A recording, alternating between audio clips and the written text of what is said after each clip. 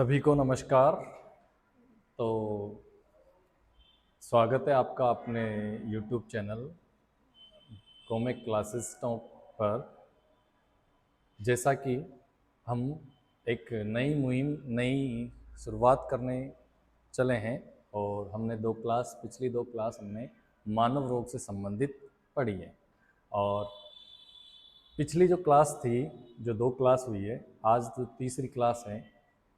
पिछली दो क्लासेस के अंदर हमने मानव रोगों से संबंधित जो संक्रामक रोग है उनसे संबंधित जो पिछली जो रीट है, जितने 2011, 2012, 15, 18 रीट मेंस 21, 22 जितने भी जो रीट के एग्ज़ाम हुए हैं उनमें जो क्वेश्चन आए हैं मानव रोग से संबंधित, उन क्वेश्चनों को हमने डिस्कस कर लिया है, देख लिया है, समझ लिया है। अब जो क्वेश्चन अपन डिस्कस करने वाले हैं, जो अलग अलग एग्ज़ाम्स है, एलडीसी है, पटवार है, राजस्थान पुलिस है, उनसे संबंधित अपन बात करने वाले हैं। और तो मुझे आशा है, उम्मीद है कि आप हमारी इस क्लास को ज़्यादा से ज़्यादा शेयर करेंगे और चैनल को अगर सब्सक्राइब नहीं किया है तो चैनल को सब्सक्राइब भी कीजिए और क्लास को लाइक कीजिएगा, कमेंट कीजिएगा, शेयर भी करिएगा, ताकि इस क्लास का लाभ आपके साथ साथ आपके जो सहयोगी है, आपके जो साथी है, उनको भी इस क्लास का फ़ायदा मिल सके। तो स्टार्ट करते हैं अपन इस क्लास को।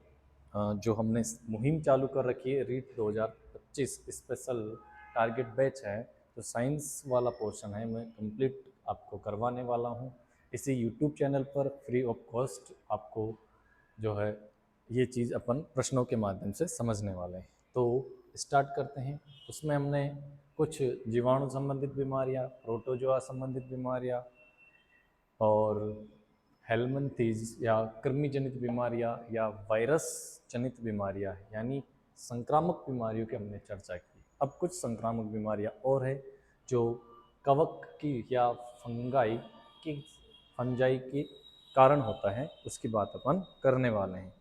तो लेट्स स्टार्ट करते हैं क्लास को आगे। पहली अगला क्वेश्चन अपन स्टार्ट करेंगे, बात करते हैं अगले क्वेश्चन की बात करें। निम्न में से कौन सा परजीवी सिर्फ किसी मेजबान, क्या बोला है, निम्न में से कौन सा परजीवी सिर्फ किसी मेजबान, निम्न में से कौन सा परजीवी जो है सिर्फ किसी मेजबान, मेजबान का मतलब किसी होस्ट ऑर्गेनिज्म की कोशिकाओं के भीतर ही प्रजनन करता है। ये जो क्वेश्चन आया था राजस्थान पुलिस कांस्टेबल के अंदर आया हुआ है, और कब आया था ये, 14/7/2018 को अंदर जो सेकंड शिफ्ट का एग्जाम हुआ था उसके अंदर आया हुआ है।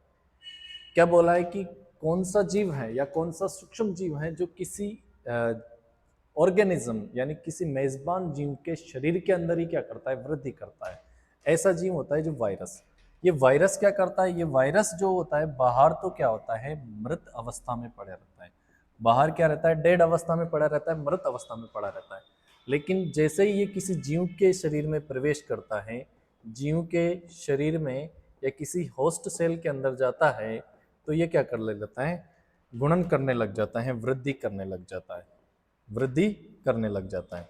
इसीलिए इसीलिए क्या करता है, ये बाहर तो निर्जीव अवस्था में पड़ा रहता है और किसी जीव के शरीर में हाथों के माध्यम से, वायु या धूल मिट्टी के कणों के माध्यम से किसी जीव के शरीर में प्रवेश करने के बाद क्या करता है, ये गुणन करने लग जाता है। यानी ये क्या करता है, एक सजीव और निर्जीव को जोड़ने का कार्य करता है। इसलिए इसी वायरस को सजीव एवं निर्जीव निर्जीव के बीच की योजक कड़ी कहा जाता है। बीच की क्या बोलते हैं इसको, योजक कड़ी। योजक कड़ी बोला जाता है इसको, किसको, अपने वायरस को। ठीक है, बात करते हैं वायरस। आंसर आ गया, प्रोटोजोआ हमने बात करी है। अमीबा एक प्रोटोजोआ है। जीवाणु भी क्या है, एक सूक्ष्म जीव है। आगे बात करते हैं अगले प्रश्न की। तो आप भी क्लास के साथ साथ, क्वेश्चन के साथ साथ आप भी आंसर अपनी नोटबुक में नोट कर लीजिएगा और अपनी जो तैयारी है, अपने जो प्रिपरेशन है उसको परखने का प्रयास कीजिएगा। कौन सा क्वेश्चन सही होता है, कौन सा गलत होता है, वो आप खुद नोट करिएगा। ठीक है, आंसर क्वेश्चन की बात करते हैं, अगले क्वेश्चन की। अगला जो क्वेश्चन आता है आपका, निम्न में से कौन सा जीवाणु निम्न में से कौन सा निम्न में से कौन जीवाणु या बैक्टीरिया जनित बीमारी नहीं है? ये बोला है, नहीं है बोला है, यहाँ पर थोड़ा ध्यान रखना है, नहीं है का ध्यान रखना है आपको। किसका ध्यान रखना है? नहीं है का। ये भी पेपर जो आपका राजस्थान पुलिस कांस्टेबल का जो पेपर हुआ था वो सेकंड शिफ्ट के अंदर उसी के अंदर आया हुआ क्वेश्चन है। मियादी बुखार की बात करें, या हैजा है, या यक्ष्मा है, या एड्स है, जो जीवाणु जनित बीमारी नहीं है, बैक्टीरिया जनित बीमारी कौन सी नहीं है, उसकी बात यहाँ पर करनी है। देखो, मियादी बुखार जिसे अपन मियादी है, हैजा है, यक्ष्मा। मियादी बुखार जिसे अपन टाइफाइड भी बोलते हैं, वो भी क्या है, एक बैक्टीरिया से होने वाला रोग है। हैजा विब्रियो कोलेरी नामक बैक्टीरिया से होने वाला रोग है। यक्ष्मा या तपेदिक या क्षय रोग जिसे अपन बोल देते हैं, वो जिसे अपन टीबी नॉर्मल भाषा में टीबी बोल देते हैं, ट्यूबरकुलोसिस, वो भी किससे, जीवाणु से संबंधित रोग है। यानी तीनों तो किससे संबंधित है, ये जीवाणु से संबंधित है।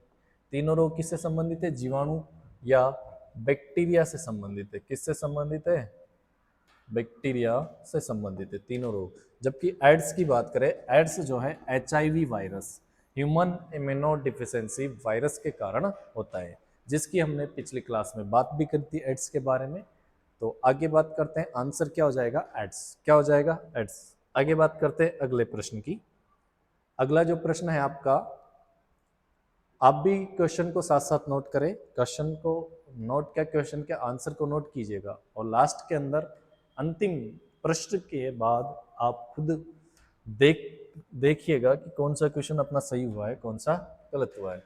और ये क्वेश्चन आया है आपका LDC जो 2016 के अंदर एग्जाम हुआ था, उसके अंदर आया हुआ क्वेश्चन। यानी हम अभी तक तो अपन जो 20 क्वेश्चन या 19 क्वेश्चन तक तो जो हमने बात करी थी पिछले क्लासेस के अंदर, वहां तक हमने रीट से संबंधित जितने भी क्वेश्चन आए हैं उनकी बात कर ली। अब जो अलग अलग भर्ती परीक्षा LDC है, पटवार है, राजस्थान पुलिस, उनकी बात अपन करने वाले हैं, कर रहे हैं, करने वाले क्या कर रहे हैं। बात करें तो ये LDC 23/10/2016 के अंदर जो एग्जाम हुआ था उसके अंदर आया हुआ है। क्या क्वेश्चन है, निमोनिया का रोगजनक है। किसकी बात करते हैं, निमोनिया का रोगजनक। निमोनिया क्या है, एक बैक्टीरियल डिजीज है, यानी बैक्टीरिया जनित रोग है। इसके जो रोग कारक की बात करें तो कौन सा है, जीवाणु। और जीवाणु का नाम क्या है निमोनिया का, स्ट्रेप्टोकोकस या डिप्लोकोकस या निमोकोकस निमोनी। क्या है इसका नाम, स्ट्रेप्टोकोकस या डिप्लोकोकस या निमोकोकस निमोनी के नाम से। इसके बैक्टीरिया का नाम क्या है, जैसे पिछली क्लास में भी बताया था मैंने, स्ट्रेप्टोकोकस बोल देते हैं, स्ट्रेप्टोकोकस, या इसी को बोला जाता है डिप्लोकोकस, या इसी को बोला जाता है न्यूमोकोकस,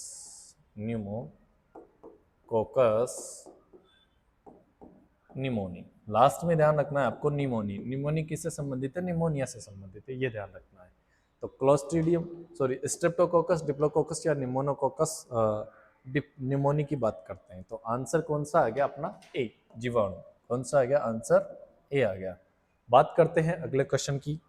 अगला क्वेश्चन बड़े इंपॉर्टेंट क्वेश्चन है, क्योंकि पिछले अधिकतर जो एग्जाम्स होते हैं उनके अंदर क्वेश्चन रिपीट ज़्यादा होते हैं, तो रिपीट होने के हिसाब से क्वेश्चन इंपॉर्टेंट भी है, और हमें यह भी पता चल जाता है पिछले क्वेश्चन देखने से कि कहाँ से क्वेश्चन आ रहे हैं, कहाँ से क्वेश्चन नहीं आ रहे हैं। और ऐसे पिछले एग्जाम्स के अगर अपन क्वेश्चन देख लेते हैं तो हमें फ़ायदा होता है, क्या पढ़ना है क्या छोड़ना है ये हमें पता रहता है। बात करते हैं अगले क्वेश्चन की। BCG वैक्सीन, किसकी बात करेंगे, BCG वैक्सीन। BCG वैक्सीन किससे प्रतिरक्षा के लिए दिया जाता है, यानी किससे सुरक्षा के लिए, किस रोग से बचाव के लिए दिया जाता है BCG का वैक्सीन। हेपेटाइटिस वायरस जनित बीमारी, इससे दिया जाता है। पीलिया, इससे दिया जाता है। यक्ष्मा, मलेरिया, चारों में से कौन से दिया जाता है। तो बात करें तो इसमें जो TB है, TB, यक्ष्मा जिसे अपन बोल देते हैं, TB जिसे क्या बोल देते हैं, TB ट्यूबरकुलोसिस, या इसी को बोला जाता है तपेदिक। क्या बोला जाता है, तपेदिक। इसमें जो है कौन सा टीका देते हैं, इसके बचाव के लिए BCG का टीका। और इसके साथ साथ जो कुष्ठ रोग होता है जिसे अपन लेप्रोसी बोल देते हैं, और कुष्ठ रोग के अंदर भी किसका टीका? बीसीजी का टीका लगाया जाता है बचाव के रूप में। तो यहाँ पर बीसीजी वैक्सीन, जिसे अपन बेसाइल कामेट ग्वेरिन बोल देते हैं, उस वैक्सीन का उपयोग कहाँ किया जाता है? यक्ष्मा या टीबी या तपेदिक में किया जाता है, ट्यूबरक्लोसिस में। आंसर क्या हो गया अपना? आंसर जो हो गया सी। क्या हो गया? Answer C. बात करते हैं अगले क्वेश्चन की। मलेरिया हम पढ़ चुके हैं, हेपेटाइटिस आगे देखेंगे, पीलिया अपन देख रहे हैं। भारत में सर्वाधिक होने वाली टीबी की बात करें,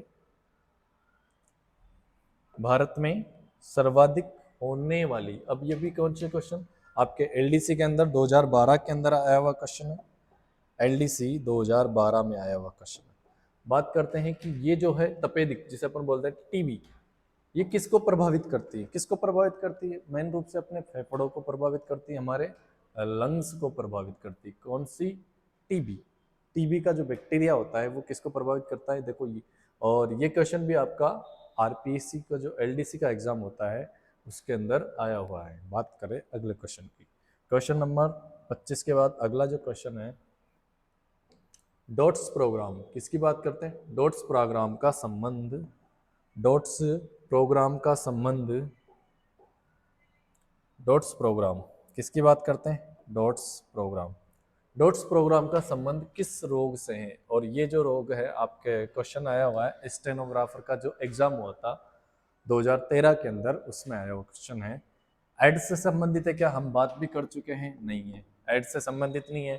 ठीक है, दूसरी बात करें क्षय रोग से, क्षय रोग से संबंधित है क्या? हाँ, क्षय रोग जिसे अपन यक्ष्मा बोल देते हैं, तपेदिक बोल देते हैं, टीबी बोल देते हैं, उससे संबंधित है डॉट्स पद्धति, जिसमें 5 प्रकार की दवाइयाँ दी जाती हैं। तो आंसर क्या हो गया अपना? क्षय रोग या टीबी की बात करते हैं।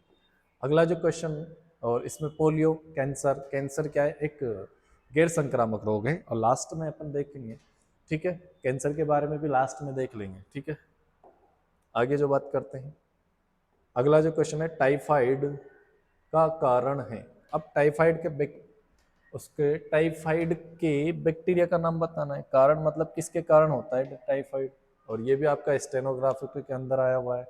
कर सहायक परीक्षा है जिसके अंदर भी आया है, जिसके अंदर भी आया हुआ है 2018 के अंदर, 2013 के अंदर 2 बार आया हुआ क्वेश्चन है। बात करें तो एस्चिरिया विषाणु द्वारा, साल्मोनेला, माइकोबैक्टीरियम और जियार्डिया। बात करें तो ये जो है बैक्टीरिया, जो टाइफाइड होता है वो साल्मोनेला टाइफी नामक बैक्टीरिया से होता है। साल्मोनेला टाइफी क्या हो गया? इसका आंसर हो जाएगा।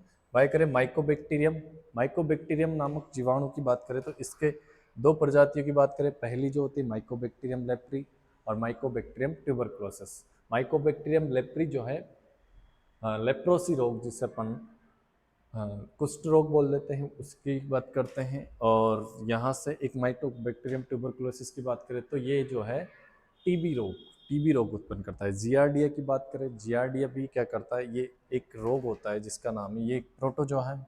क्या है ये? प्रोटोजोआ। जियार्डिया क्या है? एक प्रोटोजोआ है। और ये प्रोटोजोआ क्या करता है? डायरिया, जिसे अपन अतिसार या प्रवाहिका बोल देते हैं, डायरिया या अतिसार, क्या बोल देते हैं? डायरिया या अतिसार या प्रवाहिका नामक बीमारी उत्पन्न करता है। तो ये क्या है? एक क्या है? प्रोटोजोआ है। क्या है ये? प्रोटोजोआ। डायरिया साइजेला समूह के जीवाणुओं द्वारा भी होता है, इसलिए अपन एग्जैक्ट नहीं बोल सकते हैं कि ये जो है डायरिया जीवाणु द्वारा होता है या दोनों के द्वारा होता है, ऐसे बोल सकते हैं। ठीक है, बात करते हैं अगले क्वेश्चन की। अगले प्रश्न की बात करें, टीका जो मोती जरा यानी टाइफॉइड के अंदर, टाइफॉइड से सुरक्षा प्रदान करता है। पिछली क्लासेस के अंदर हमने देखा भी था, टाइफॉइड के बारे में जब पढ़ा था तो हमने देखा था कि टाइफॉइड की वैक्सीन का नाम था TAB, टाइफॉइड पैराटाइफॉइड AB। क्या नाम था इसका? Typhoid paratyphoid AB। इसका पूरा नाम क्या था? टाइफॉइड। और आंसर क्या हो जाएगा? टी। अगर बात करें डीपीटी, डीपीटी की वैक्सीन जो दी जाती है वो किस 3 रोगों के अंदर दी जाती थी? डी से डिप्थीरिया, पी से पर्टिसिस, जिसे अपन बोल देते हैं काली खांसी, और तीसरी जो है आपकी डिप्थीरिया, पर्टिसिस और टिटनस। 3 रोगों के अंदर, 3 रोगों के बचाव के लिए वैक्सीन दी जाती है, डीपीटी की वैक्सीन। बात करते हैं बीसीजी, बीसीजी वो आपके 2 रोगों, एक तो टीबी और एक कुष्ठ रोग, कुष्ठ रोग में दी जाती है, दोनों के अंदर दी जाती है। ओपीवी जो आपके पोलियो से संबंधित है, यानी पोलियो के अंदर दी जाती है, ये सारे क्या है, वैक्सीनों के नाम है, सारे क्या है, टीके हैं, ठीक है। तो ओपीवी पोलियो में दी जाती है, ओरल पोलियो वैक्सीन बोलते हैं, जो मुख की सहायता से बूंदों के रूप में हमारे शरीर में डाली जाती है, बच्चों के अंदर देखी जाती है। बात करें तो आंसर क्या हो गया, T A B typhoid paratyphoid AB vaccine बोल देते हैं इसको। बीसीजी बेसाइल कामेट वेरिन बोल देते हैं। बीसीजी की बात करें तो बीसीजी किस किस के अंदर, कुष्ठ रोग और टीबी के अंदर दी जाने वाली टीका। बात करें अगला क्वेश्चन, कौन सा जीव काला आजार, बात करते हैं काला आजार। काला आजार जिसे लिस्मानियासिस भी बोल देते हैं, क्या बोल देते हैं, लिस्मानियासिस। ये जो क्वेश्चन आया हुआ है आपकी जो बीसीआई होता है, बेसिक कंप्यूटर इंस्ट्रक्टर होता है, जिसका पेपर हुआ था 18/6/2022 के अंदर, उसके अंदर क्वेश्चन आया हुआ है। क्या क्वेश्चन आया हुआ है कि कौन सा जीव जो है काला आजार बीमारी का कारण है, यानी कौन से सूक्ष्म जीव के कारण काला आजार बीमारी होती है, उसकी अपन चर्चा करेंगे। अमीबा, अमीबा के द्वारा होती है क्या, नहीं होती है। प्लाज्मोडियम के द्वारा तो क्या होता है, मलेरिया होता है। प्लेनेरिया ये भी एक प्लाज्मोडियम है, लेकिन इसके द्वारा भी नहीं होता। किसके कारण होता है, लिजमेनिया या लिस्मेनिया के कारण। इसका जो पूरा नाम होता है, इसके प्रोटोजोआ का पूरा नाम होता है लिस्मेनिया डोनोवानी।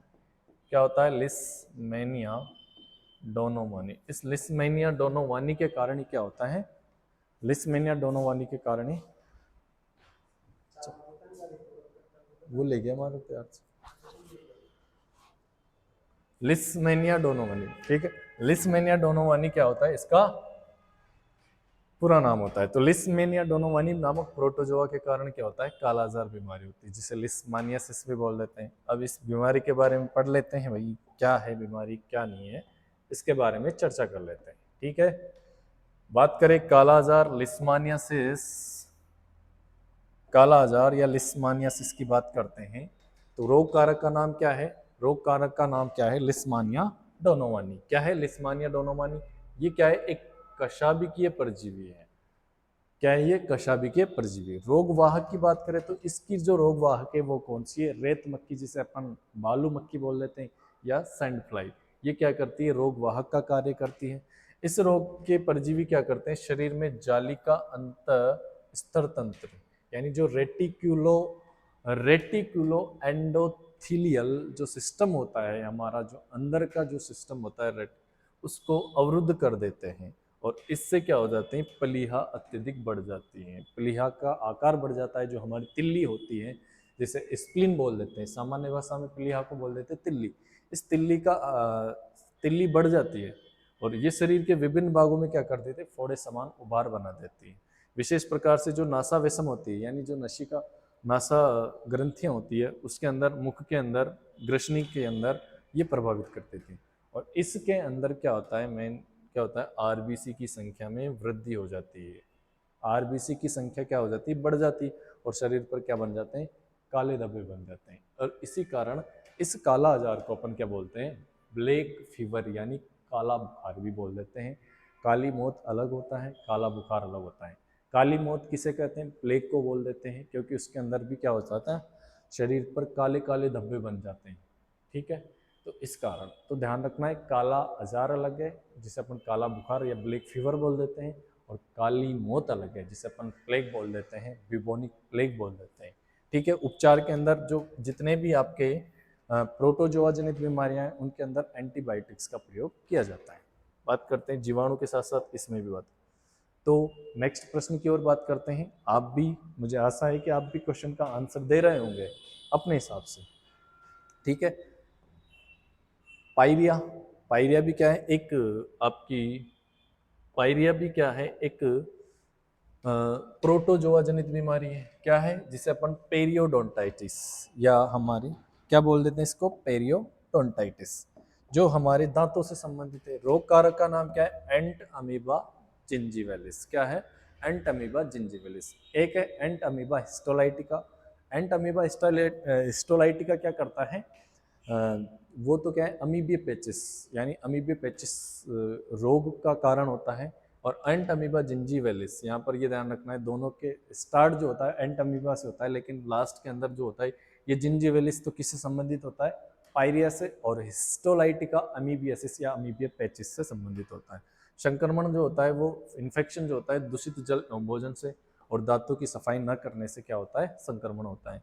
लक्षण क्या होता है, मसूड़ों में सूजन हो जाती है, फिर रक्त स्त्रवण होने लगता है, यहाँ से जो हमारी मसूड़ों की जड़ें हैं वहाँ से रक्त स्त्रवण यानी ब्लीडिंग होने लग जाती है, ठीक है। और तेज दुर्गंध आती है, मुंह से क्या आती है, तेज दुर्गंध आती है। तो क्या क्या, मसूड़ों में सूजन, रक्त स्त्रवण, ब्लीडिंग और मसूड़ों में मुंह से तेज दुर्गंध आना। उपचार क्या है जो डॉक्टर करते हैं, यानी चिकित्सक जो उपचार करते हैं उसे बोलते हैं स्केलिंग। स्केलिंग द्वारा क्या करते हैं, हमारे दांतों की सफाई की जाती है।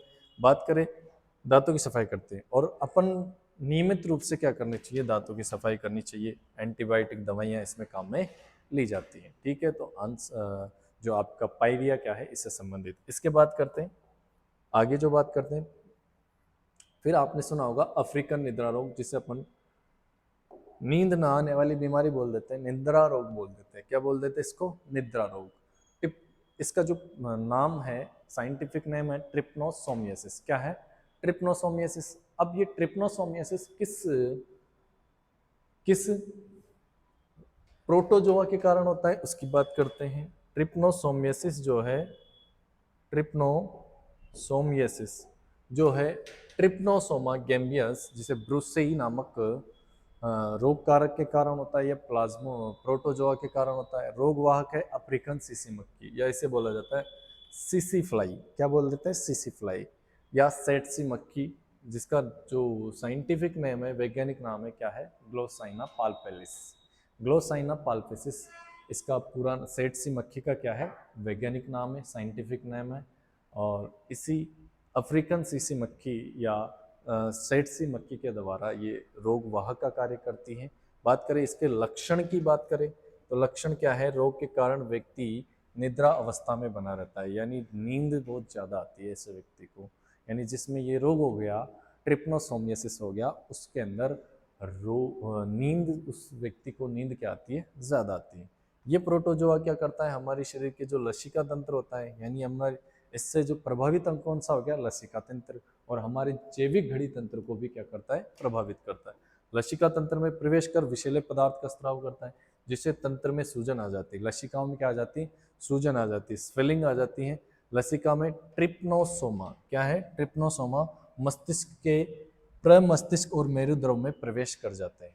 क्या करते हैं, प्रमस्तिष्क और मेरुद्रव में प्रवेश कर जाते हैं। कौन, ये बैक्टीरिया, ये प्रोटोजोआ। बात करें इसके उपचार की, तो रोग के उपचार के लिए प्राइमाक्विन और प्यूरोमाइसिन, प्राइमाक्विन और प्यूरोमाइसिन का क्या करते हैं अपन, प्रयोग करते हैं। क्या करते हैं, प्रयोग करते हैं। बात करें तो कौन सा रोग हो गया, अफ्रीकन निद्रा रोग, ट्रिप्नोसोमियासिस। रोग कारक का नाम ध्यान रखना है, क्या है, रोग कारक का नाम है ट्रिप्नोसोमा गैम्बियंस। क्या है, ट्रिप्नोसोमा गैम्बियस या ब्रुसेई। बात करें, रोग वाहक है अफ्रीकन सीसी मक्खी, अफ्रीकन सीसी मक्खी या सेटसी मक्खी। अफ्रीकन सीसी मक्खी या सेटसी मक्खी का जो साइंटिफिक नेम है, वैज्ञानिक नाम क्या है, ग्लोसाइना पाल्पेलिस, आपको ध्यान रखना है। लक्षण क्या है, रोग के कारण व्यक्ति क्या, निद्रा अवस्था में क्या होती है, कमी, यानी निद्रा अवस्था में ज़्यादा रहता है, नींद ज़्यादा आती है, और हमारे लसिका तंत्र को क्या करता है, प्रभावित करता है, ठीक है। फिर जो है हमारे प्रमस्तिष्क और मेरुद्रव को भी क्षति पहुंचाने का काम करता है। कौन, ये प्रोटोजोआ। उपचार के अंदर जो है प्राइमाक्विन और प्यूरोमाइसिन, प्राइमाक्विन और प्यूरोमाइसिन नामक दवाइयों का अपन उपयोग भी कर सकते हैं उपचार के अंदर। बात करते हैं अगली जो रोग, ठीक है। चलो अब बात करते हैं टिटनेस की, जो लोकजा रोग है, हमने बात भी करी थी।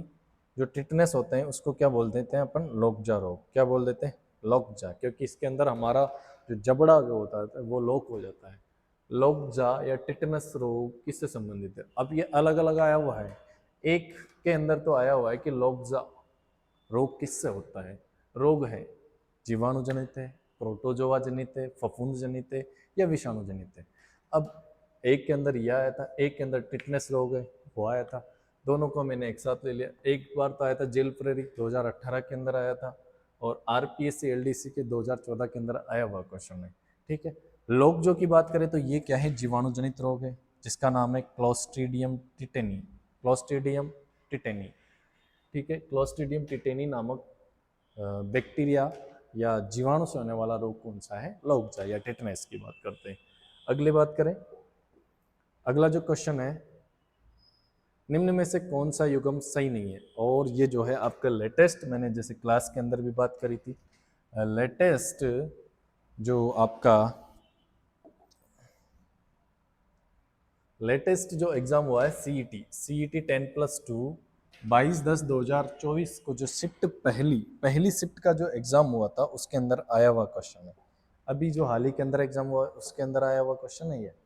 हाथी पाँव जिसे अपन बोलते थे एलिफेंटियसिस की बात करें तो इसके रोग जनक का नाम क्या था भाई? बताइए। वुचरेरिया ब्रैंकोप्टी बोल देते हैं या वुचरेरिया मलेई। क्या बोल देते हैं? वुचरेरिया मलेई। लास्ट के अंदर हमने बात भी करी थी जब हाथी पाँव, दूसरी क्लास के अंदर जब हमने हाथी पाँव रोग या एलिफेंटियसिस की बात करी थी, तब हमने बात भी करी थी जो इसका रोग कारक ये क्या है, सही है, डब्ल्यू वुचनेरिया बोल देते हैं, वुचनेरिया ब्रंकप्टा या वुचनेरिया मलेई बोल देते हैं, ठीक है, मलाई बोल देते हैं। एड्स एड्स का जो है एक रेट्रोवायरस जिसे अपन एचआईवी वायरस के कारण होता है, ये भी अपना क्या है यहाँ पर सही है। तीसरी चीज निमोनिया जो होता है एंट अमीबा, ई का मतलब है एंट अमीबा हिस्टोलिटिका। एंट अमीबा हिस्टोलिटिका क्या है? एक पर प्रोटोजोआ है, इसके कारण तो कौन सा रोग होता है? अमीबता। क्या होता है? अमीबता या अमीबिय पैचिस होता है, अमीबिय पैचिस। ये किसके कारण होता है? इस एंट अमीबा हिस्टोलाइटिका के कारण होता है। तो ये निमोनिया तो क्या है, जबकि निमोनिया क्या है? बैक्टीरियल डिजीज है, स्ट्रेप्टोकोकस निमोनी नामक जीवाणु से होता है। तो आंसर तो क्या आ गया यहाँ पर? सी। दाद की बात करें या रिंगवॉर्म की बात करें तो ये एपिडर्मोफाइटोन या ट्राइकोफाइटोन उनके द्वारा रोग होता है। दाद या रिंगवॉर्म की बात करें तो ये क्या आ गया? अपना आंसर क्या आ गया इसके अंदर? निमोनिया। कौन सा सम्मिलित नहीं है, कौन सा सही नहीं है पूछा है यहाँ पर, तो सही नहीं है कौन सा नहीं है? सी अपना क्या है यहाँ पर? सही नहीं है। निमोनिया जो है एक बैक्टीरियल डिजीज है, न कि प्रोटोजोन डिजीज, ठीक है। आंसर सी आ गया। आगे अगले क्वेश्चन की ओर बढ़ते हैं। अब कवक जनित जो रोग है जिसे अपन फफूंद बोल देते हैं, कवक की बात करें तो कवक से संबंधित जो रोग है उनकी ध्यान रखना है। क्या है ट्रिक? गंजा दामाद खाए ब्लैक फ्रूट। क्या खाता है गंजा दामाद? ब्लैक फ्रूट खाता है, काले फल खाता है भाई। गंजा दामाद क्या खाता है? काले फ्रूट। गंजा से गंजापन, और गंजापन की बात करें तो ये टीनिया कैपेटिस नामक कवक से होने वाली बीमारी है। इसकी बात करें गंजेपन की तो ये आनुवंशिक भी हो सकता है, लेकिन अगर कवक से होगा तो किस कवक से होगा? Tinea capitis. बात करें दमा या एस्परजिलस, ये क्या है? एस्परजिलस नामक कवक से होती है, नवक, ठीक है, एस्परजिलोसिस बोल देते हैं। तीसरा है दाद जिसे अपन रिंगवॉर्म बोल देते हैं, ये है जो है माइक्रोस्पोरम या ट्राइकोफाइटोन या एपिडर्मोफाइटोन। इस इन सभी कवकों से क्या होता है? दाद जिसे अपन बोल देते हैं। खाज खुजली या स्केबीज जो होता है वो स्केरस स्केबीज या सार्केप्ट स्केबीज नामक कवक से होता है। बात करें ब्लैक फंगस जो हाल ही के अंदर देखा गया है, वो म्यूकर नामक कवक से होता है। किससे होता है? म्यूकर नामक कवक से होने वाली बीमारी है, जो हाल ही के अंदर जस्ट कोरोना के बाद देखी गई थी, ब्लैक फंगस। बात करते हैं आगे, तो ठीक है, आगे जो बात करते हैं, अगला क्वेश्चन है 32 नामक क्वेश्चन। निम्न में से कौन सा एक विषाणु जनित रोग नहीं है? यानी विषाणु जनित रोग नहीं बोला है यहाँ पर। क्या बोला है? विषाणु जनित रोग नहीं है बोला है। क्या बोला है? नहीं बोला है। नहीं का स्पेशली आपको ध्यान रखना है, किसी भी क्वेश्चन में गलतियां हमेशा कहाँ होती है? नहीं, नहीं को नहीं पढ़ते है, विषाणु जनित रोग है, डायरेक्ट पहला ही ऑप्शन दे दिया, क्या? एड्स। एड्स आंसर कर देते हैं अपन, इस पर टिक कर देते हैं, बाकी इसको पढ़ते नहीं है। तो कई बार हो जाता है ये, कई बार ये समस्या अपने को देखने को मिलती है। फिर बात करें टाइफॉइड की बात करें तो टाइफॉइड क्या है? जीवाणु जनित रोग है। डेंगू की बात करें तो ये वायरस जनित रोग है। इन्फ्लुएंजा वायरस जनित रोग है, ये भी वायरस जनित में है। जैसे सामान्य जुकाम की बात करें तो यहाँ पर ये तीनों क्या है? एड्स है, टाइफॉइड सॉरी एड्स है, डेंगू है और इन्फ्लुएंजा, ये तीनों क्या है? वायरल डिजीज है, वायरस से संबंधित क्या है? रोग है। जबकि टाइफॉइड की बात करें, ये टाइफॉइड क्या है? जीवाणु जनित रोग है। क्या है ये? जीवाणु जनित रोग है, बैक्टीरियल डिजीज है। और ये टाइफाइड जो है बहुत इम्पोर्टेंट रोग है, हर बार अलग अलग एग्जाम्स में और रीट में भी कई बार पूछा गया है, जैसे हमने पिछले क्वेश्चंस के अंदर ये हमने देखा था। ठीक है, बात करें तो आंसर क्या आ गया, टाइफाइड, जो क्या है विषाणु जनित रोग नहीं है, क्या है ये जीवाणु जनित। बात करें एक व्यक्ति अत्यधिक कमजोरी, एक व्यक्ति क्या है अत्यधिक अत्यधिक कमजोरी का लक्षण दर्शाता है, उसका कारण बेरी बेरी रोग पाया जाता है। मतलब उस व्यक्ति के अंदर कौन सा रोग हो जाता है, बेरी बेरी। निम्नलिखित में से कौन सा विटामिन उससे आहार व दवा में पूरक के रूप में दिया जाएगा, यानी आहार के रूप में या दवा के रूप में कौन सा विटामिन उसको दिया जाएगा, देंगे अपन। कौन सा देगा डॉक्टर, विटामिन। बताओ किस विटामिन की कमी से होता है बेरी बेरी, विटामिन बी की कमी से। विटामिन बी की कमी से कौन सा रोग होता है, बेरी बेरी। तो इसके लिए जो आहार के रूप में या जो सप्लीमेंट जो दिया जाएगा विटामिन बी का दिया जाएगा। विटामिन सी की कमी से स्कर्वी होता है, विटामिन डी की कमी से रिकेट्स होता है, और विटामिन ए की कमी से जो आती है नपुंसकता या बांझपन जैसे गुण विकसित हो जाते हैं। ठीक है, आगे बात करते हैं। हमारा जो लास्ट क्या, अभी एक दो क्वेश्चन और है, और ये जो सभी है क्वेश्चन हमारे एग्जाम्स के अंदर आए हुए हैं। यहाँ से देखो, ये थोड़ा हमने हमारे भोजन के अवयव से क्वेश्चन उठा लिया, कोई बात नहीं।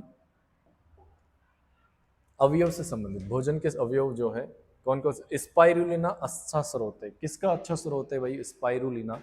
स्पाइरुलिना विटामिन सी का है, शर्करा यानी कार्बोहाइड्रेट का है, प्रोटीन का है, या वसा का है, फैट का है। तो ये जो है अच्छा स्रोत किसका है, प्रोटीन का। पर्याप्त मात्रा में प्रोटीन होती है स्पाइरुलिना के अंतर्गत। बात करते हैं आगे। आगे जो क्वेश्चन है, आगे अभी इनकी विस्तार से चर्चा नहीं करेंगे अपन, विस्तार से चर्चा अपन जब स्टार्ट। फिर बात करते हैं कि निम्न में से कौन सा विटामिन वसा में घुलनशील नहीं है। वसा में घुलनशील नहीं है बोला है यहाँ पर, तो यहाँ पर ध्यान रखना है कि वसा में घुलनशील कौन कौन से हैं। सबसे पहले तो वसा, बात करते हैं कि वसा में घुलनशील विटामिन, ऐसे विटामिन जो क्या है वसा में घुलनशील है। तो वसा में घुलनशील कौन कौन सा है, एक तो ए, डी, ई, के, अडेक। ये क्या है, ये जो विटामिन है वो किससे संबंधित है, ये जो है वसा में घुलनशील विटामिन होते हैं, vitamin A, vitamin D, vitamin E, vitamin के। अब यहाँ पर तो पूछा गया है कि विटामिन वसा में घुलनशील है, यही पूछा है क्या, वसा में घुलनशील है। और वसा के अलावा जल में घुलनशील, जल में घुलनशील की बात करें, जल में घुलनशील विटामिन की बात करें तो कौन कौन से, ए, डी, ई, के बाद बचा क्या है, बी और सी। बी और सी क्या है, ये क्या है, जल में घुलनशील विटामिन है। किसमें, जल में घुलनशील। तो कौन सा पूछा है इसमें, वसा में घुलनशील है। वसा में घुलनशील देखो, जल वाले काट दो, बी और सी, बी और सी हमने हटा दिया, बी और सी वाले हटा दो यहाँ से। बी विटामिन B2, ये देखो बी वाला आ गया, बी सीरीज, B6 आ गया, आपका आंसर आ गया विटामिन ए। विटामिन ए जो है वो किसमें, वसा में घुलनशील विटामिन है। ए, डी, ई, के, ये क्या है, वसा में घुलनशील विटामिन है। विटामिन B2, विटामिन B6, ये सब विटामिन बी के क्या है, प्रकार है। बात करें तो आंसर क्या आ गया आपका, विटामिन ए। ठीक है, इसी के साथ हमारी इस क्लास की बात करें तो इसके अंदर कुछ एकाध जो रोग बच गए थे जीवाणु से संबंधित, उनकी बात कर लेते हैं। जीवाणु से संबंधित रोगों की बात करें तो इसमें आपका जो रोग आता है उसे एक आता है आपका बोटुलिनम, या बोटुलिज्म बोल देते हैं, या खतरनाक खाद्य विषाक्तता, या फूड पॉइजनिंग बोल देते हैं। इस रोग में क्या होता है, इस रोग के अंदर रोग कारक का नाम बात करें तो इस रोग कारक का नाम क्या है, क्लोस्ट्रीडियम बोटुलिनम। ये जो है एक अनोक्सी बैक्टीरिया है, यानी ये बिना जो वायु होती है, वायु के बिना भी क्या कर सकते हैं, जनन करते हैं। वायु के बिना जनन करने वाले बैक्टीरिया है कौन से, क्लोस्ट्रीडियम बोटुलिनम। ये जो क्या करता है, संक्रमण कैसे होता है, अगर डिब्बाबंद भोज्य पदार्थ में उपयुक्त जीवाणु के संक्रमण से। अगर कोई डिब्बाबंद भोज्य पदार्थ है, अगर वो डिब्बाबंद भोज्य पदार्थ जैसे रसगुल्ले वगैरह होते हैं, उसके अंदर क्या करते हैं, बहुत दिनों से क्या होता है, पैकिंग रहती है। और पैकिंग यानी उसके अंदर से क्या निकाल ली जाती है, सारी जो वायु है बाहर निकाल ली जाती है। यानी वहाँ पर अवायवीय अवस्था होती है।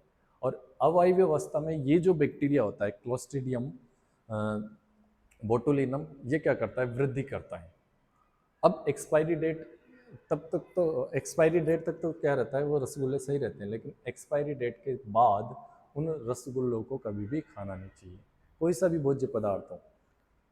अगर ऐसा करने से क्या होगा, उसमें लक्षण क्या है कि संक्रमित भोजन का अगर सेवन करते हैं तो हमारा जो तंत्रिका तंत्र है, नर्वस सिस्टम है और मांसपेशियां क्या हो जाती है, प्रभावित हो जाता है और व्यक्ति बेहोश हो सकता है। बेहोश होने के साथ साथ तथा उपचार अगर उसको समय पर उपचार ना मिला तो व्यक्ति की मृत्यु भी हो सकती है। व्यक्ति की क्या हो सकती है, मृत्यु भी हो सकती है। और इसके लिए उपचार के लिए क्या देते हैं, एंटीटॉक्सिन्स जो देते हैं वो इसके उपचार में काम में लेते हैं। तो कौन सा बोटुलिनम या बोटुलिज्म की बात करें या खतरनाक खाद्य विषाक्तता या फूड पॉइजनिंग की बात करें, इसके जो बैक्टीरिया किस बैक्टीरिया के कारण होता है, तो क्लोस्ट्रीडियम बोटुलिनम नामक बैक्टीरिया के कारण होता है। ये एक प्रकार का अनोक्सी बैक्टीरिया है। ये जो क्या है अवायवीय अवस्था में क्या करता है, गुणन करता है या वृद्धि करता है। कौन, ये। ठीक है, इसके संक्रमण से क्या होगा, व्यक्ति में क्या होगा, हमारा तंत्रिका तंत्र प्रभावित होता है, तंत्रिका तंत्र और मांसपेशियां प्रभावित होता है और व्यक्ति बेहोश हो सकता है। अगर समय पर व्यक्ति को उपचार ना मिले तो व्यक्ति की मृत्यु भी हो सकती है। ठीक है, आगे बात करते हैं, इसके जो उपचार है एंटीटॉक्सिन्स दिए जाते हैं। बात करें अगले क्वेश्चन की। क्वेश्चन का अगला जो रोग है जो बैक्टीरिया से संबंधित है, जिसे अपन बोल देते हैं मस्तिष्क आवरण शोथ। क्या बोल देते हैं, मस्तिष्क आवरण शोथ या मेनिंजाइटिस बोल देते हैं। क्या बोल देते हैं, मेनिंजाइटिस। मेनिंजाइटिस की बात करें, जो ये मेनिंजाइटिस है इसके रोग कारक का नाम क्या है, निस्सेरिया। निस्सेरिया निस्सेरिया रोग कारक का नाम क्या है, निस्सेरिया मेनिंजाइटिडिस। निस्सेरिया मेनिंजाइटिस मेनिंजाइटिस से संबंधित है। देखो तो मेनिंजाइटिडिस नामक बैक्टीरिया, बैक्टीरिया जो से संबंधित जो बीमारियां हैं उसके अंदर एक फायदा तो यह है कि हमारे जो रोग है उस रोग के नाम से ही बैक्टीरिया दे रखे हैं। रोग के नाम से मेनिंजाइटिस, मेनिंजाइटिस के नाम से ही इस बैक्टीरिया का नाम क्या है, मेनिंजाइटिडिस। पूरा नाम निस्सीरिया मेनिंजाइटिडिस बोल देते हैं। प्रभावित अंग हमारा मस्तिष्क होता है, ब्रेन होता है। ब्रेन के अंदर भी मेरुरज्जु और जो मेरुद्रव होता है, सेरेब्रो स्पाइनल फ्लूइड जो होता है, उसको प्रभावित करता है। उसमें क्या होती है, हमारी 3 प्रकार की झिल्लियां पाई जाती हैं। एक होती है ड्यूरामेटर, एक होती है एरेक्नोइड और एक होती है पाइयामेटर। इस ड्यूरामेटर और एरेक्नोइड झिल्ली के मध्य जो पाया जाता है एक CSF सेरेब्रो स्पाइनल फ्लूइड पाया जाता है। इस फ्लूइड में क्या करता है, ये बैक्टीरिया क्या करता है, संक्रमण करता है। संक्रमण की बात करें तो ये रोग क्या है, संपर्क द्वारा फैलता है और इसके अलावा रोगी के खांसने एवं छींकने से मुख से निकलकर उड़ने वाली द्रव की बूंदों के निकलने का प्रसारण संभव है इसके कारण। बात करें इसके लक्षण की, तो इसके लक्षण जो है 2 से 10 दिन में प्रदर्शित होने लग जाते हैं। कब प्रदर्शित होते हैं, 2 से 10 दिन में प्रदर्शित होने लग जाते हैं। इस रोग के कारण अचानक क्या आता है, तेज बुखार आने लग जाता है, सिर में दर्द और बेचैनी, उल्टियां एवं जलन होने लग जाती हैं। तो ये रोग के अंदर क्या हो जाता है, सिर में दर्द होता है, उल्टियां होती है, बेचैनी रहती है, क्योंकि हमारे मस्तिष्क को क्या करता है, प्रभावित करता है। मेनिंजेज के अंदर और होता है, इनको क्या बोला जाता है, इन जो झिल्लियां होती हैं इनको क्या बोला जाता है, मेनिंजेज। मस्तिष्क की झिल्लियों को क्या बोलते हैं, मेनिंजेज। और मेनिंजेज के अंदर सूजन आती है, इसलिए इस रोग को बोल देते हैं मेनिंजाइटिस। क्या बोल देते हैं, मेनिंजाइटिस। तो ये रोग हमारे बैक्टीरिया से संबंधित सभी रोगों की हमने चर्चा कर ली। कुछ रोग हमारे वायरस से संबंधित रह गए हैं, कुछ हमारे कवक जनित रोग है, कुछ हमारे प्रोटोजोआ से संबंधित भी हमने पूरे रोगों की हमने बात कर ली। ठीक है, हेलमंथिज नामक जो हेलमंथिज जो है कृमि जनित रोगों की बाकी रह रहे हैं, तो उनको अपन अगली क्लास में, नेक्स्ट क्लास में उन रोगों को अपन डायरेक्ट रोगों को पढ़ेंगे। क्वेश्चन मैंने पूरे जो आपके अलग अलग एग्जाम्स और जो रीट के अंदर पूरे क्वेश्चन आए थे उनकी हमने बात कर ली है। बाकी जो रोग बचे हैं उनको अपन अगली क्लास में लेने वाले हैं। तो मुझे आशा है, उम्मीद है कि आपको ये क्लास अच्छे से समझ में आई होगी और ये क्लास आपके लिए लाभदायक होगी। आगामी रीट 2025 के अंतर्गत आप अगर ऐसे ही लगातार हमसे जुड़े रहोगे तो आपकी जो साइंस के जो प्रश्न हैं वो आपके 30 में से जो 20 क्वेश्चन आपके साइंस के आते हैं, 10 क्वेश्चन आपके टीचिंग मेथड के आते हैं, जो 20 क्वेश्चन आपके साइंस के वो पूरे में से पूरे सही हो, ऐसी उम्मीद और आशा के साथ मैं आपके सामने क्लास लेकर आता हूँ। और हाँ, जो क्लास है वो बिल्कुल आपकी जो एनसीईआरटी की किताबें हैं, आरबीएससी जो पुरानी किताब है उसके आधार पर ये क्लासेस होती हैं। और कई बार देखा जाता है कि उन्हीं से डायरेक्ट क्वेश्चन आ जाते हैं, ठीक है। और बहुत सारे क्वेश्चन हैं, जैसे अपन 6, 7, 8, 9, 10 तक की जो आरबीएससी की पुस्तक हैं उनकी तो अपन उनको तो छोड़ना ही नहीं, उनको तो अपन साथ के साथ कवर अप करते चलेंगे। और आपने अगर इस क्लास को पढ़ लिया, इस क्लास को देख लिया, तो आपको अलग से कुछ मैटर पढ़ने की ज़रूरत नहीं। मानव रोग से संबंधित, ह्यूमन डिजीज़ जो आपके रिट में आने वाले हैं, ठीक है। तो इसी उम्मीद के साथ, इसी आशा के साथ, आपको अगर क्लास अच्छी लगे तो क्लास को लाइक, शेयर और कमेंट भी कीजिएगा, ताकि हमारा उत्साहवर्धन हो। और अगर चैनल को सब्सक्राइब नहीं किया तो चैनल को सब्सक्राइब भी कीजिएगा। और मिलते हैं अगली क्लास में, मानव रोग से संबंधित अगली क्लास के अंदर। सभी का धन्यवाद, सभी को बहुत बहुत धन्यवाद। जय हिंद, जय भारत।